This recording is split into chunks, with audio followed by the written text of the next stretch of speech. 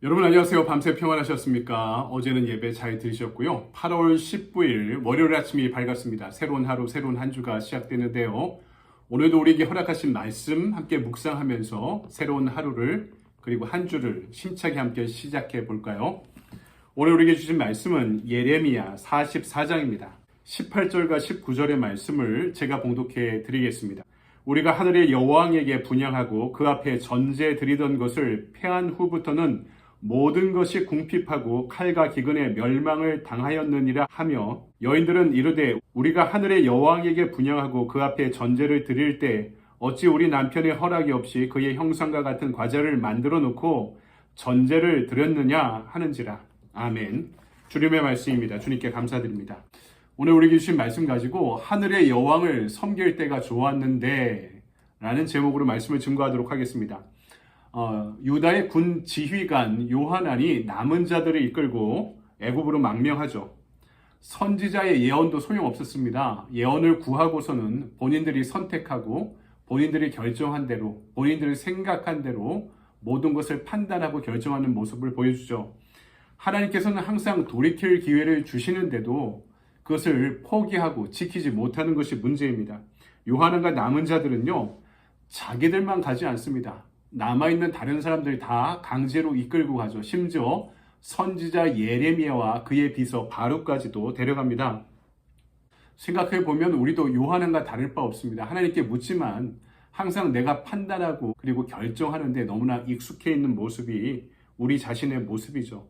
그것이 망하는 길이고 실패하는 길인데도 항상 그런 실패를 반복하고 있는 것이 우리의 모습인 것 같습니다. 애굽에 가서도 예레미야는 유다를 향한 하나님의 뜻을 용기 있게 계속 전하죠. 우리가 읽지 않았지만 2절의 말씀에 이렇게 기록되어 있습니다. 만군의 여호와 이스라엘의 하나님께서 이와 같이 말씀하시니라. 너희가 예루살렘과 유다 모든 성읍에 내린 나의 모든 재난을 보았느니라. 보라, 오늘 그것들이 황무지가 되었고 사는 사람이 없나니. 지금 애굽으로 도망왔는데 유다의 남은 현실을 생각해봐라. 왜 그렇게 됐나? 이스라엘과 유다가 망한 이유를 다시 한번 언급하고 있습니다. 모르고 했을 때보다 더 큰 죄는 알고도 반복하는 것입니다. 자주 책망받으면서도 목이 곧은 사람들의 특징이 뭡니까? 그들은 육을 위해 영을 포기하는 것을 서슴없이 선택하는 사람들입니다. 반면에 참된 말씀의 특징이 뭡니까? 영이 사는 길을 선택하는 것입니다. 내 육신도 영이 사는 길을 위해서 육신의 선택을 같이 하는 것이죠. 우상숭배의 목적을 우린 다시 한번 여기서 깨닫게 됩니다. 우상숭배는 내적인 두려움을 피하면서 동시에 육신의 유익을 구하는 길은 그대로 가려고 하는 것입니다. 그것이 하나님이 아닌 잘못된 영과 우상을 섬기면서 보라 나도 신을 섬기고 있지 않냐 하면서 내적 두려움은 다 비껴가면서 결과적으로 이 생의 자랑과 욕망을 위한 길은 그대로 선택하고 싶은 것입니다. 오늘 본문에서 요한과 백성들이 애굽으로 가는 길을 선택한 것도 결국에는 우상 숭배를 위한 길이었음을 보여주고 있습니다. 이들이 망명을 가서 뭐 합니까? 유다가 망한 이유를 그대로 반복합니다. 거기 가서도 나라가 다 망한 이후에도 유다의 회복을 위해 나서지 않고 우상 숭배를 제대로 하지 못해서 우리가 망했다 하고 그것을 더 강화하는 길을 선택하는 것이죠. 예레미야는 그것이 더 큰 죄라고 언급하고 전하고 있는 것입니다. 이들이 영이 아니라 육신의 유익을 위해 선택한 결과가 무엇입니까? 7절의 말씀에 이렇게 기록되어 있습니다. 만군의 하나님 이스라엘의 하나님 여호와께서 이와 같이 말씀하셨느니라. 너희가 어찌하여 큰 악을 행하여 자기 영혼을 해하며 유다 가운데서 너희의 남자와 여자와 아이와 젖먹는 자를 멸절하여 남은 자가 없게 하려느냐. 여러분, 더 큰 악을 행하여 자기 영혼을 해한다. 이렇게 기록하고 있죠. 우상숭배는요, 육신의 유익을 위한 길을 선택하다가 내 영혼에 상처를 입히는 길이라고 말씀합니다. 육신의 유익을 위해 영의 상처가 입는 것도 마다하지 않는 것이 우상숭배의 죄라고 말씀하고 있는 거죠. 반면에 예배는 뭡니까? 영과 진리로 예배드린다. 요한복음 4장에 말씀하고 있죠. 하나님의 영으로, 하나님의 진리로 내 영을 더욱더 강하게 만드는 길입니다. 요한 3서 1장 2절에 사랑하는 자여 내 영혼이 잘됨 같이 내가 범사에 잘되고 강건하기를 원하노라. 우선순위가 있어야죠. 인생의 우선순위가 육신의 유익을 위한 게 아니라 내 영혼이 잘됨 같이 내가 범사에 잘된다. 순서가 있다는 것입니다. 영혼이 잘돼야 범사가 잘 되는데 우리가 이 우선순위를 잃어버린다는 거죠. 그래서 하나님을 예배하는 것보다 우리 인생에 우선순위가 있을 수 없다고 말하는 것이 이유가 있는 것입니다. 내 영혼이 잘된 같이 내가 범사에 잘되기를 내가 간구하노라. 애굽으로 망명한 사람들, 이들에 대한 예레미야의 선포가 이어지죠. 13절과 14절입니다. 내가 예루살렘을 벌한 것 같이 애굽 땅에 사는 자들을 칼과 기근과 전염병으로 벌하리니 애굽 땅에 들어가서 거기서 머물러 살려는 유다의 남은 자 중에 피하거나 살아남아 소원대로 돌아와서 살고자 하여 유다 땅에 돌아올 자가 없을 것이라. 도망치는 자들 외에는 돌아올 자가 없으리라 하셨느니라. 이 애굽에서도 파국이 예견되고 있습니다. 이곳에서도 생명을 구하고자 도망갔지만 바벨론의 느부갓네살 왕이 여기까지 쫓아올 것이다. 도망가야 살 것이다. 말씀하는 거죠. 여기에 대한 백성들의 응답이 뭡니까? 18절입니다.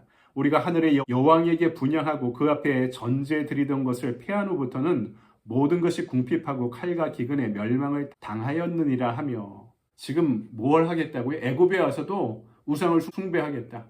하늘의 여왕에게 숭배하는 것을 이제 선택해야만 하겠다. 왜 그렇습니까? 유다에 있을 때도 우리가 그러지 않았느냐?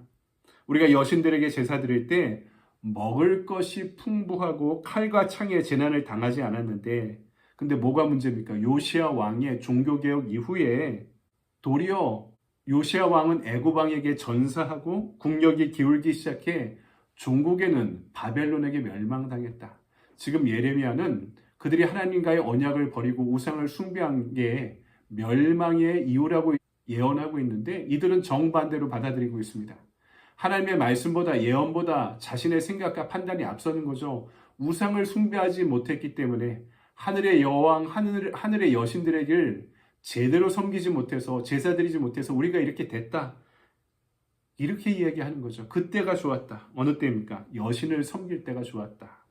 바벨론에서 여신을 이스트라 여신이라고 불렀습니다. 시리아에서는 아스다롯 여신을 섬겼죠. 가나안에서는 아세라 여신을 섬겼습니다. 이름이 비슷합니다. 다 통용되는 게 있죠.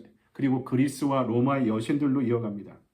여러분, 고대 근동 지방의 종교사를 연구하면 성서와 함께 매우 중요한 통찰을 얻을 수 있는데요.